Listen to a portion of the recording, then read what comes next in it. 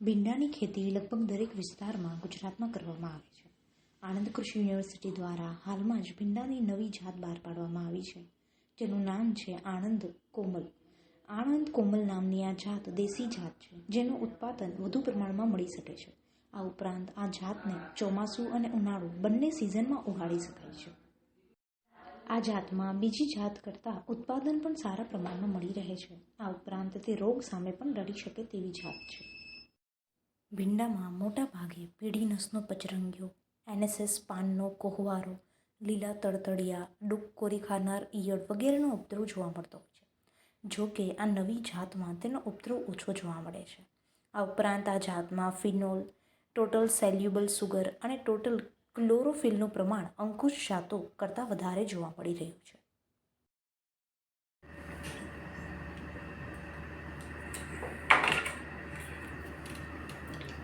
નમસ્કાર ખેડૂત મિત્રો, આજે આપણે ખાસ જે ભીંડાની જે અલગ અલગ સુધારેલી સંકર જાતો છે એના વિશે આપણે વાત કરીશું.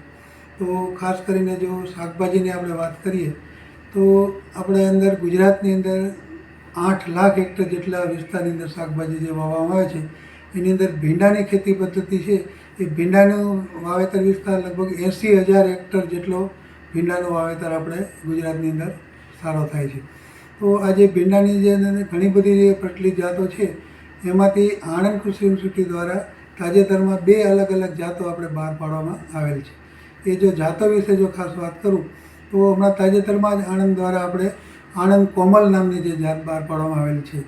આ જાત છે એ આપણને 12 ટન જેટલું ઉત્પાદન, એટલે લગભગ આપણે 129 ક્વિન્ટલ પર હેક્ટર જેટલું ઉત્પાદન આપણને સરેરાશ ઉત્પાદન આ જાતમાંથી મળી રહે છે.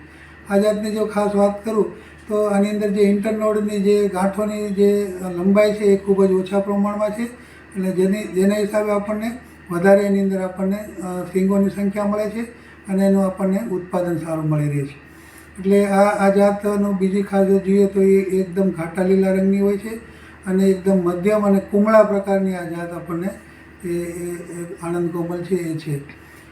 બીજી જો ખાસ આ જાતની ખાસિયતની વાત કરીએ તો આ જાતની અંદર જે રોગ અને જીવાત છે, ખાસ કરીને ભીંડાનો રોગ છે એની અંદર પીળો પચરંગીઓ ખૂબ જ પ્રમાણમાં આવતો હોય છે અને ખાસ બીજી જે જીવાતો છે એનો પણ ઉપદ્રવ વધારે હોય છે. તો આ જાતની અંદર આ પીળા પચરંગીયા રોગ અને અન્ય જીવાતોનો ઉપદ્રવ એ અંકુશ જાતો કરતાં આપણને ખૂબ જ ઓછા પ્રમાણમાં મળે છે.